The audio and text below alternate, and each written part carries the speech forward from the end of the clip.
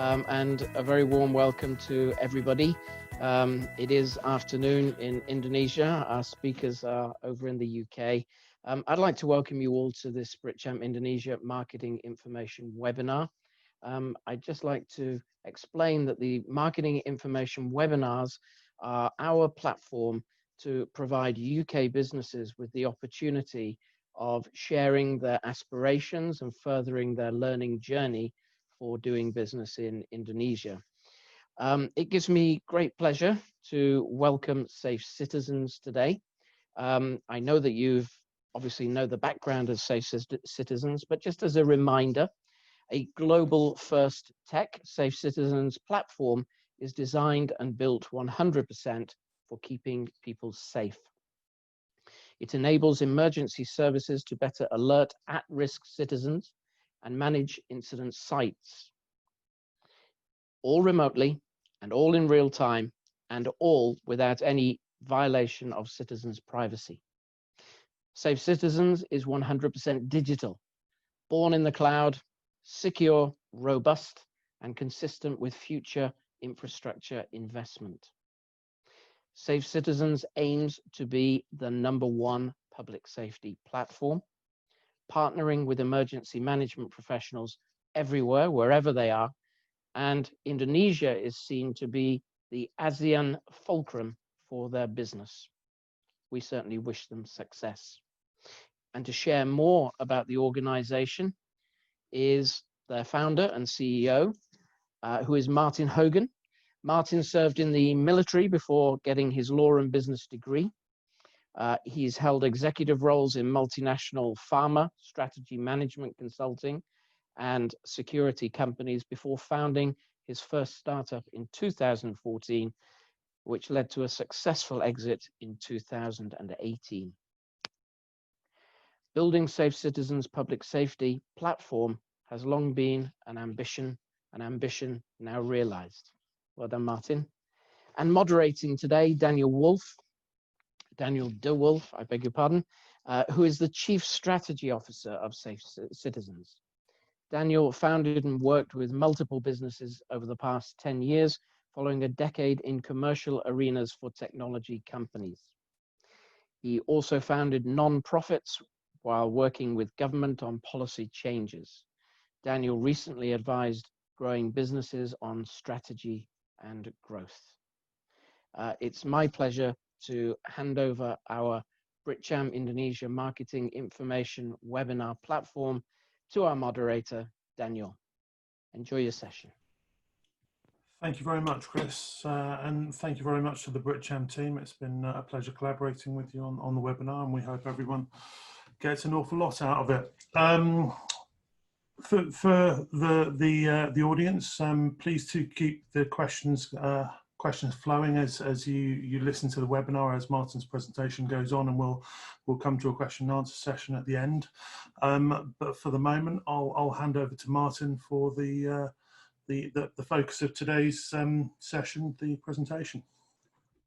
Morning, Dan. Morning, everybody, and thanks very much for having me. I hope you can see the screen. I'm not that much of a Zoom expert, but hopefully we'll get through all of this. All I can say is thank heavens for technology, given the current parlous state of travel around the world. I would far rather be in Indonesia talking to you face to face. But things being what they are, I hope you get a lot out of this. So just a brief introduction on Safe Citizens. We have got one goal and one goal only, and that's to keep people safe. We built this platform essentially to do just that, be it in the public space or in companies, in enterprises, like the ones that you represent right now. So kind of what's been the problem? So there are a lot of rather bitty offerings out there in terms of being able to keep people safe, from sirens and public address systems through to text messaging, etc. But companies and schools and universities have got lots of workers and students and the like, and they have a duty of care for them. And having some kind of unified soft touch solution is far preferable to some of the bitty stuff that's available today. And being able to have situational awareness, so what that means in essence is being able to see virtually where your people are at all times is most important, and being able to communicate with them over that same channel adds to the burden in terms of the requirements. So some of the problems that you've got with warning systems today is generally everybody understands that it's your location that is going to dictate the degree to which you're in danger or at risk. And most of the location engines that are used today for cell towers, etc., are very inaccurate. They can be miles out, and that's just part of the problem. Then you come to the standard way of alerting, which is through SMS, which is slow. And we've all got the experience of SMS messages arriving sometimes 10 minutes late, sometimes hours late. And in emergency situations where your people are at risk, that is simply not acceptable. All of those also require third-party involvement. So you have to get a third party to help you out do this. And the other problem is that functionality is limited. Basically, SMS allows you to send alerts out only. And we know what the problems with that are. So these are all of the things that we've looked to try and address. And from the perspective of a company wanting to have a better way of keeping their people safe, firstly, you need to know where they are, because it's pointless alerting somebody who is nowhere close to the risk. So having a way of having a live platform that gives you an accurate indication of the location of your people is crucial. Being able to communicate directly with them, so not having to communicate with everybody in your organization, but just those that are at risk, is very, very important. And you need to be able to do that remotely. You don't necessarily need to be putting more people in harm's way or putting more people at risk. You want to be able to do this remotely and be able to steer people accurately to safety. And as I say, having that situational awareness, in other words, looking at a computer screen and seeing who is in danger, is crucial. So we've developed what we call an enterprise warning system, or an EWS, that is 100% digital. It's designed with one thing and one thing only, and that's to keep people safe. So, you know, for text messaging and cell tower alerts, that's not what they were originally designed to do. So with the best intentions in the world, they were never going to be perfect. So we've built this. It's accurate to within 10 meters at worst. And it's not subject to the problems that you get with some of the old systems. Now, the platform is a fully integrated piece of technology, if you like. So we've got the platform, which is the back end, which is, you know, really comprises the admin screens so that your security people can look at the screens and see where their people are. And it's also got to do with the application that must be downloaded onto their devices. Now, this application can be entirely anonymous, but usually in enterprise environments, you want to know who the people are, and we can do that without anybody else getting access to the information. So, as I've said, it's accurate. It can be anonymous if desired, but usually in enterprise situations, you want to know who they are. But here's the key piece of technology. Seeing as this application's real purpose is to act as a communications portal, but also to be able to give your security people the latest location for everybody, is a big technical challenge. So if you think about something like Google Maps or Waze, apps that utilize your location on an ongoing basis, your experiences will be that they drain batteries incredibly fast. The usual accepted wisdom is that they drain between 15 and 25% per hour. Now, if you're expecting people to use a mobile device that they've got to charge 4 or 5 times a day, that becomes an improbable value proposition. So that's the piece of technology and the global first that we've addressed. We've got that call it 20% per hour down to 1% per day, with no loss of functionality and no loss of accuracy. That allows us now to start using a digital platform to keep people safe and be able to communicate with them, not through SMS, but through push notifications, which are not subject to any delays. They hit instantly. So we now have a platform that will allow your security personnel to be able to see where the at-risk people are, and at the same time be able to identify only those who are at risk and send them appropriate messages. Now, within the application is a map that will show each individual where they are in relation to the risk and be able to navigate themselves clear. It also allows what we call after-event analysis. So it will effectively allow ongoing learnings and ongoing improvements in your security team as to how to deal with people who are at risk. And we will certainly, as part of the service package, we help with all of that. And as I say, no third-party involvement. So this consumption problem is the real nuts and bolts of the way this works. So the battery consumption. Without it, the entire proposition falls apart because people's phones would need to be recharged on an ongoing basis. It also survives the low power protocol. So you will have had experiences when your phone reaches 20% power that you get this low power protocol that kicks in. And that's a pretty brutal protocol. It will shut down all of the apps that you are not actively using to save power, to save that last bit of battery in your device. Now, both operating systems, iOS and Android, effectively recognize that our application is so light on battery, it doesn't shut it down. So our usage, our platform survives even that low power protocol because let's be honest, people who are at risk aren't going to be necessarily able to charge their devices at will. So it updates positions even when the app is closed or sitting in the background. It's highly secure. It operates on the Amazon Web Services platform, and we utilize all of the security that comes along with that. And interestingly as well, you don't have to be sitting in an office or a security operations center to be able to manage this. It can be done on mobiles. Your security team can manage this off-site.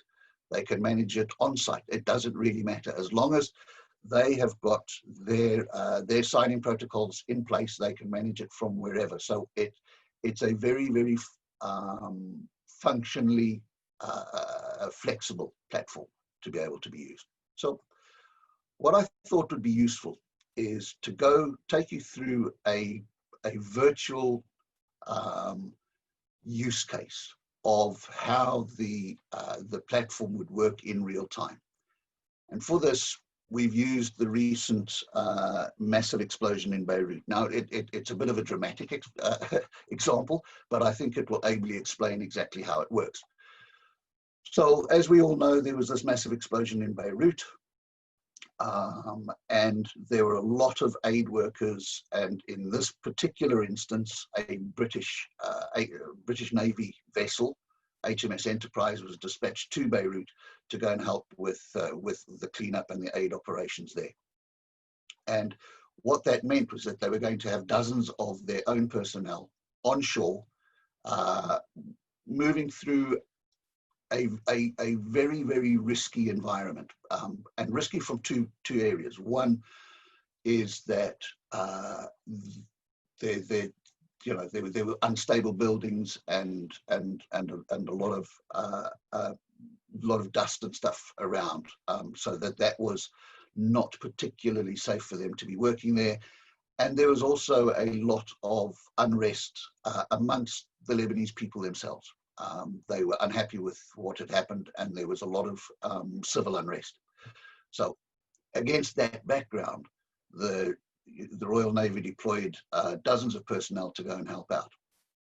So in this situation, we're able to see over here, can everybody see my pointer moving? Yeah. Over here, we are able to see each individual in Beirut at a very, very high level. So what we would call a helicopter view. So that's the overview of the last known location for all of the users. We can zoom in on that and we can have a look and see exactly where each group of people is. And as they move around, just be able to keep tabs on them. So at this particular point, there was some civil unrest. It happened in one of the souks. And so an alert went out to the personnel. So once we zoomed in, there were two groups of personnel that were deemed to be at risk and were going to be asked to return back to the ship. So those personnel were highlighted. And you can see over here, it says return to ship at best speed, civil unrest in your location. And the security personnel were literally on board the ship and they were able to watch the area clear as people moved to safety and be able to send responders out to people who looked to be moving too slowly or were struggling. So that's a hypothetical use case of the technology. It's very fast, it's very accurate, it's unobtrusive. People will not even notice the app on their phone until the time that it is required.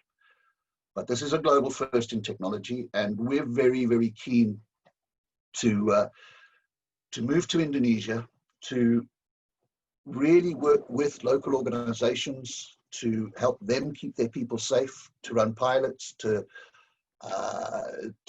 find partnerships that will allow us to operate and learn.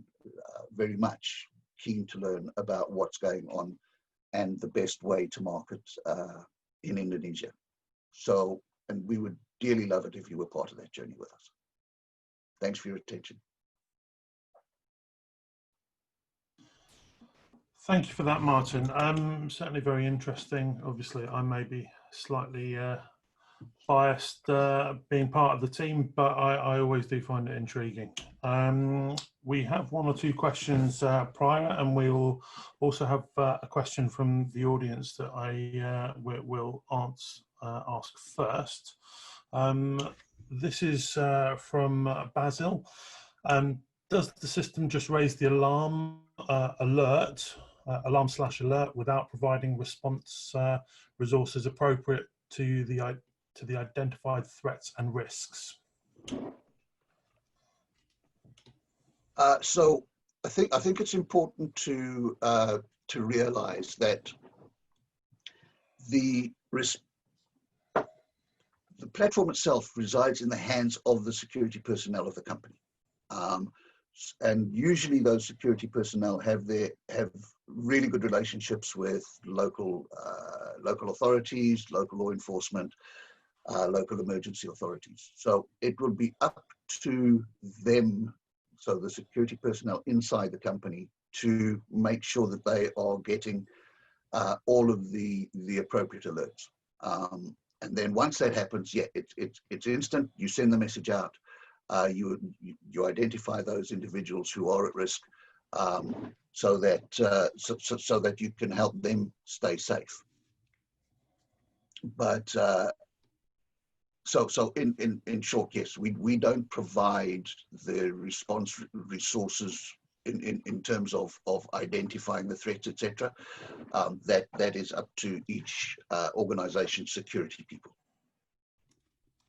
Okay, understood. Basil, hopefully that answers your question. If you have a follow-up, please do let us know and we'll happily carry on. We have a few questions from that were sent through prior to the webinar starting.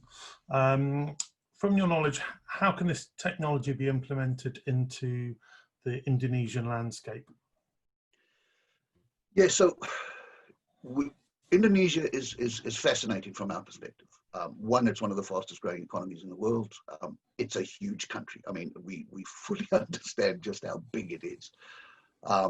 So from that perspective, where you've got people traveling large distances or working remotely, far away from a head office or whatever it is, it's almost the ideal landscape, if you like, for this type of technology. Now, we also know that Indonesia is investing vast sums of money to increase its digital footprint, its the availability of digital signals across pretty much the entire country.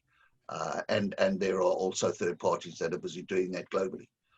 It's estimated that by 2024, pretty much the entire globe will be covered with a digital signal. So we are following that investment. So I fully understand that there are some very, very remote parts that don't yet have digital signals to enable this kind of technology, but it's coming. And as I say, it's a fascinating country in terms of its size, its ambitions, and we very much see it as the fulcrum for our Southeast Asian adventure, if you like. Understood. Okay, there's another question through the webinar. This is a two-part, but I'll start with the first bit. Does this app have minimum requirements in terms of phones operating systems? Because in case if there are employees with old smartphones have limitations on updates of operating system, it might become a problem for the company. Yeah. So no is the short answer. To the best of my knowledge, all of the iOS current operating systems are covered. So there's no limitation on that. And similar for Android. I can double check and get back to everybody. I know that there are some apps that won't work for anything older than iPhone 5, I think. But to the very best of my knowledge, that's not a problem with us. But I'll check with our CTO on that. It's a very good question. Understood. The second part is, what about signals? If they are on basement levels where signals can't be reached, will locations still be updated? Can they still send messages? Right. So mostly and I'm going to make an assumption here, and forgive me if I'm wrong, but signals generally mean phone signals, so the GSM signal, which at basement level, don't work. And that's why we do not use SMS. We don't use the GSM network. We use the digital network. So, but to your point, if you've got a Wi-Fi signal in the basement, it will work. If you don't have a Wi-Fi signal in the basement, unfortunately, it won't. But usually in buildings and companies that have got Wi-Fi, there's usually very, very good coverage. I think the other thing that needs to be said is the actual data package, so the amount of data and the size of the interaction between the systems is tiny. It's literally measured in bytes. So if you like, the strength of the Wi-Fi signal won't really affect the speed in any way. And yes, you will still be able to communicate and get messages to those people. Wonderful. This is another question from before the webinar started. What kind of incidents can be prevented by Safe Citizens technology notification system? Right. So, yeah, we can't prevent the incident per se. The incident will be the responsibility of, you know, the emergency services. But we can certainly, and this is what the whole idea is, identify those people who are most at risk. So the people who are closest to the incident, identify them, send them messages, and watch them move away in real time.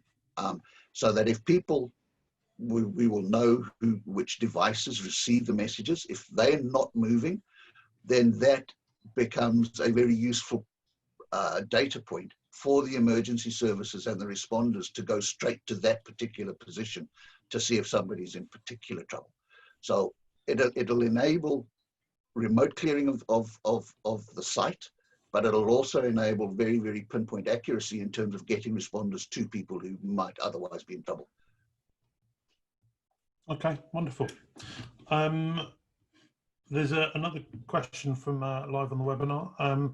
Does the system provide a facility service where assets can be geofenced and attract various alarm alert criteria to match local threats and risks? Example, facilities in Indonesia subject to natural disasters. That's an outstanding question. And the short answer is yes. We have full geofencing functionality. So if there are areas that you don't want your people to be going to, we can preload those onto the system and they will get an automated warning that, that this is an undesirable place for them to be. Similarly, if there are known risks in certain areas, we can do exactly the same. So the short answer is yes, it has full geofencing capabilities, and anybody getting close to those geofences will get an automatic update that comes with the service. Wonderful. There's another pre-packaged question: is how far does the radius of incident have to be in order to be able to get push notifications for the user? Pardon me. Yeah, the radius doesn't really matter. As I said, it's accurate to within 10 meters. So that's like, you know, we can tell if somebody's inside or outside a building or on which side of the road that they're on. It's that accurate. So it's just a question then of how big you as the decision maker or your security people decide they want to create a sanitized area. So it could be 20 meters, it could be 2 kilometers, and everything in between. That is entirely up to your decision. You can create that radius for yourself. And in fact, it doesn't even have to be a circle. You can create any polygon that you want to. So yeah, and so size doesn't matter. It's very much up to you to decide the degree to which you want your people to move away, and which people fall into what you would decide as an at-risk area. It's not a pre-canned size. You decide. Wonderful. Another sort of pre-packaged question. What makes us interested in expanding to the Indonesian market, especially acknowledging that Indonesia has a lot of natural and non-natural disasters? Yeah, we did a big piece of research last year where our data team effectively had a look at every single settlement on the planet and built a risk profile for every single one of those settlements. And we have that now. And it's very, very interesting for us to have a look at which parts of the world carry the greatest risk profiles. And Asia Pacific in general, as a region, it's huge, but as a region, has the highest number of incidents of extreme weather, earthquakes, etc., etc. And so it becomes a natural place for us to want to do business. And Indonesia, being as spread out as it is, has many, many challenges in terms of dealing with extreme weather, the climate emergency, and then just, you know, things like earthquakes and volcanoes, etc. in your part of the world, and the associated issues that come with that, tsunamis, etc. So from our perspective, Indonesia is, if you like, the perfect market for us to go to. It's big and growing, but it's also the perfect geography for us to be working as our entry point into the Southeast Asian marketplace, because we know we can make it work in Indonesia, and if it works in Indonesia, it'll work anyway. And that's really part of our thinking. There's a kind of connected question, although not from very different sources, on the webinar. Do you use your own risk ratings, those of clients, or some other metrics? So when we built our risk profiling database, we used so it comes into data management. The information came from about 30 different sources. And so it was up to us to weight each one of those into a standardized data set that we could then apply to that. But that's for our internal use, although we happily share it with everybody. There's nothing secret about it, and we're open to suggestions and criticisms of it. But when it comes to assessing risk by each individual company, the usual thing is that each company decides its own risk profiles. So you might have different risk criteria for instance, remote workers or people working on exploration sites versus the executives of the company, for instance. So yeah, it's up to each individual organization to set their own risk appetite and therefore their own risk profiles. And we will simply enable whatever that is to be part of the system. Martin, can you talk us through some of the pilots that Citizens is currently talking to, and some of the different kind of use cases almost that we're currently investigating with clients? Sure. So we effectively have two products. We've got the enterprise warning system, which I've just been talking about, which is aimed at companies and enterprises that have remote workers and workers that could be in danger. And then we've got the public one. So let me talk first about the public one. This is aimed at cities or states to keep their citizenry safe in geographies for which they have jurisdiction. So Jakarta, for instance, would be under the jurisdiction of the local authorities, and citizens would be asked to download an app that would be 100% anonymous. And then the local authorities would work to enable their emergency services to keep people clear remotely of incidents. And it could be civil unrest, it could be, you know, an earthquake or a fire or things along those lines. So to that end, we are currently running pilots with two cities in South Africa. South Africa being a good test country. They have problems, and they've also got very good academic institutions, because we want to work with academia to validate the effectiveness of the system. So we're running pilots with them right now, understanding how to interact between emergency services, local authorities, and the public. So that's ongoing now. We recognize that the pandemic is getting in the way of a lot of decision making in the public sector, and that's unfortunate. But we're comfortable that this pandemic will end, and that we can get back to business as usual. So that's it on the public side. On the enterprise side, we've got some very, very interesting things that are going on. Let me start with, I'll have to speak in generalities because it's a sensitive area, but we're working with the British military to keep their remote personnel, so in other words, their overseas bases personnel, safe.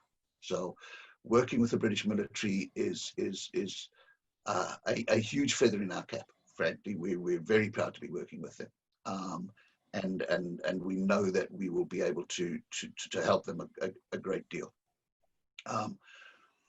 We're also talking to the United Nations, who have got dozens of lesser agencies. So think of the World Food Programme, think of UNICEF, think of OCHA, all of whom have got aid workers out in some very, very dangerous areas.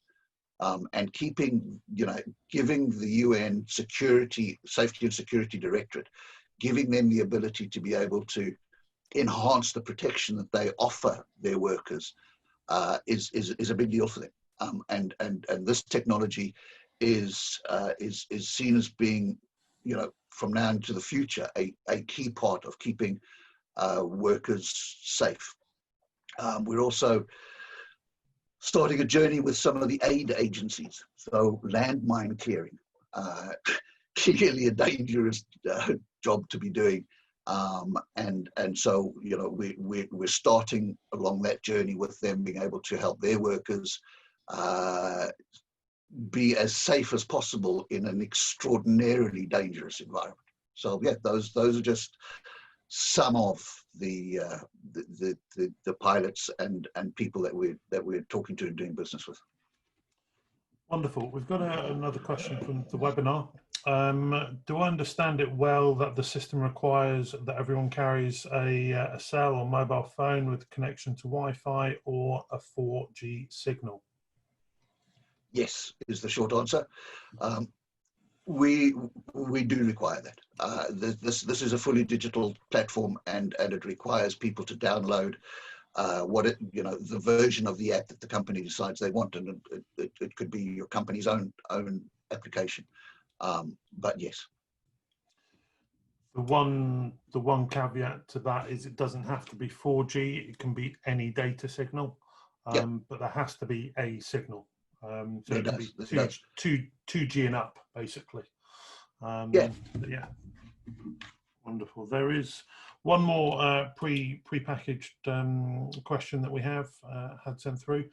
Can this technology be used to notify users for mass protests, either for international school students, expats, or traveling staff from corporations? The short answer is yes. So civil unrest is one of those areas where you get a large and moving risk factor, if you like. So this is the ideal platform for that. So as the risk moves, so you can keep your people safe and away from all of those riots and unrest, etc. Frankly, it's almost the ideal use case for this. Again, the caveat being you've got to have the app on your device. I think it's probably important to say right now that we're also building this as a global platform. So let's say, for instance, somebody from London, like myself, travels to Jakarta, and Jakarta has got the platform in place, and London has got the platform in place.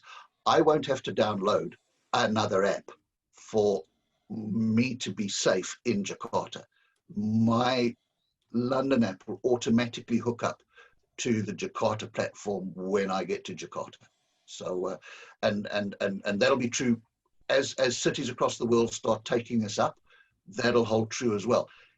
And if you have a company version of the application, it'll work in all of the cities as well that have the platform deployed. Wonderful. Just to touch on something that you mentioned earlier, academics is a very it's very interesting to us. We wouldn't mind you talking about the kind of the work we're doing potentially with Durham, but also if we would be interested in collaborating with kind of progressive Indonesian universities as well.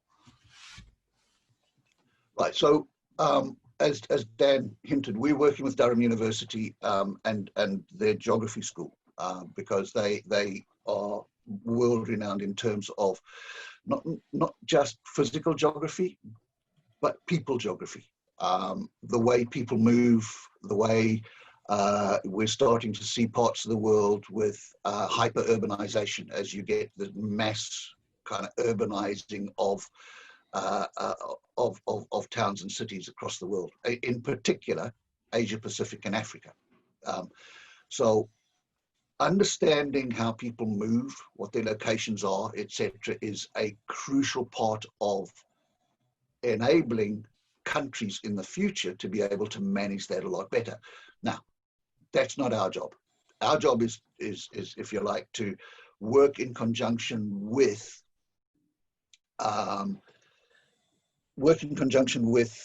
the local academics so that they can start understanding how this information, how this platform, etc., will enable them to start working more efficiently, if you like, around trying to manage this mass urbanization and exactly what the local authorities need to be doing, where and when. Okay. And we are looking for mass collaboration between universities. So as part of our future plans, we will start creating joint chairs of geopolitics, which is basically what we're talking about, and get academic institutions all over the world to be part of this, because it's a big problem. Yes, it's decades away, but we better start planning for it now. And I think that kind of talks to what a lot of our aims are in terms of collaborations in Indonesia. I'm not here necessarily just trying to sell a platform. I'm looking for partners. I'm looking for people that we can work with to develop an Indonesian version of this platform, that we can make it better and better in conjunction with them, have partners that will help us go to market, etc. So we are very humble in terms of acknowledging that we don't know your market. We know what we can do, but we know that we need help. And so we would love to work in conjunction with companies to just basically help keep your people safe. Wonderful. We have another question through the webinar. Does the platform allow the corporate level security manager a degree of control over group messaging and staff tracking, or does this require citizens' assistance? So we would, what a typical customer engagement would look like is that we would sit down with corporate security and the local security and decide exactly what functionality you require. And then we would simply configure the system to work exactly the way you want it to. So this isn't an off-the-shelf, one-size-fits-all, take it or leave it offering. On the contrary, we recognize that one size does not fit all.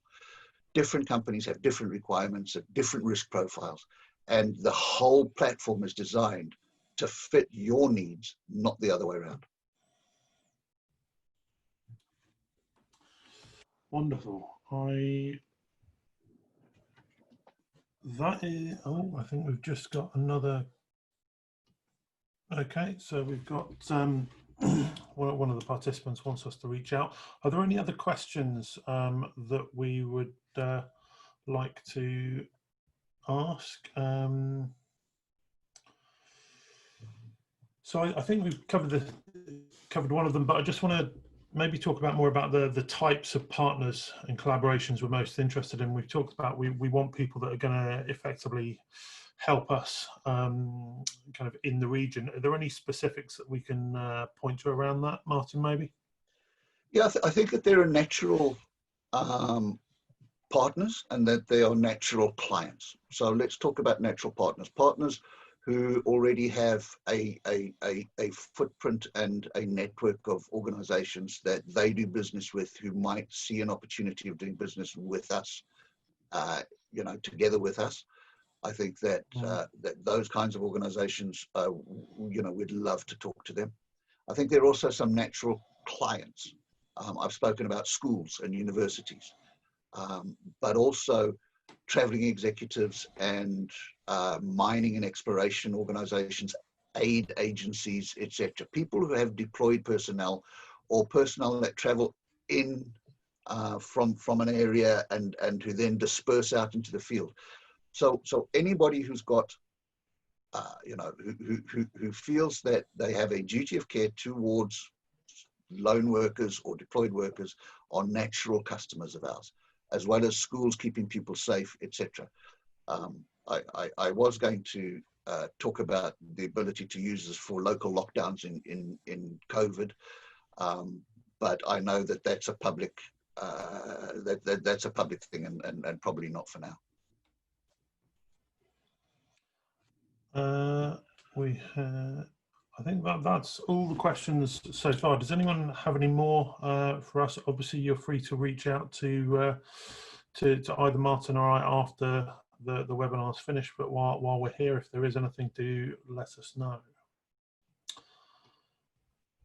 Right, everybody, thank you very much for your time and attention, and I sincerely hope we get to meet in person one day. Chris, I think that's moderation complete, as it were. So I'll hand back to you.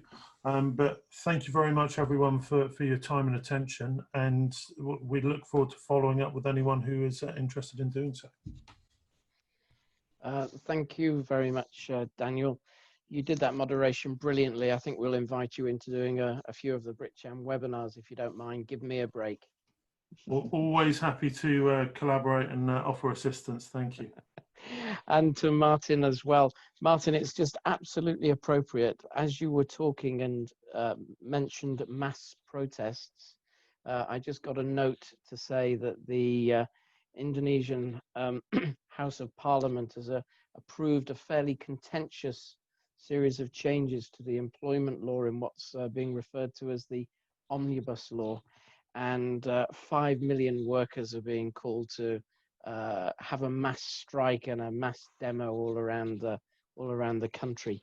I think listening carefully to what you had to say, it's so clear to me why you are strategically looking for partners in Indonesia. I mean, it is a country that has that entire range of possible uses. Questions were around natural disasters, corporate uses, security of individuals, security of groups, schools, and so on that you mentioned, and of course these mass situations as well. So we certainly wish you well with your journey. When I look at the attendance list, there are a few companies that clearly could not attend that were on a short list of mine, and we will get in touch with them directly to see if they'd like to follow their interest up privately. It's probable that schedules just did not match. We do have a recording of this. Are you okay for it to be shared, gentlemen? Of course. Yep. Okay. Yep. I think with that, we just like to thank you very much for choosing BritCham as your Chris. partner and platform for this particular occasion. We take a great deal of interest and a great deal of pride in helping British businesses in their market access with Indonesia, and we'll be certainly looking to take your hand as appropriate, shall we say, in the context of meeting other businesses, acquiring clients or acquiring partners, as you say. I would like to just drop with you again the point about academic collaborations here. BritCham does have a human capital and education member focus group. We're very much engaged with top Indonesian universities, British universities that are doing things with them, but more and more now it's private sector collaborations that just represent something that's absolutely relevant and topical. So if that is a chord that strikes and you'd like to discuss that more with us, we would also be very happy to do so. And if it could in any way dovetail directly with something that's going on or proposed with Durham, I think that there would be a lot of interest. And often for new things, excuse the expression, that are still, looking for commercial and practical proof, the collaborative way through academia is often a great way in a country like Indonesia, because it's giving back before you even take anything away. And Chris, thank you for that. Yes, we're very, very interested in doing that. And we recognize the value that academics and academia bring, and almost the enhanced benefits of that collaborative environment within academia. So yes, we will absolutely reach out to you for help and assistance in that regard. Okay, you're very welcome. To those who've joined us this afternoon in Indonesia, thank you very much. If you need anything from our team, more than happy to connect you more personally with Martin. Otherwise, keep looking at our future events. Asti and our events team, thanks very much for putting this on. As usual, technically very, very smooth, like a Rolls-Royce engine. Thank you all very much. Bye-bye. Thanks, everybody. All the best. Bye-bye. Thank you, everybody. Yes. Take care. Bye-bye.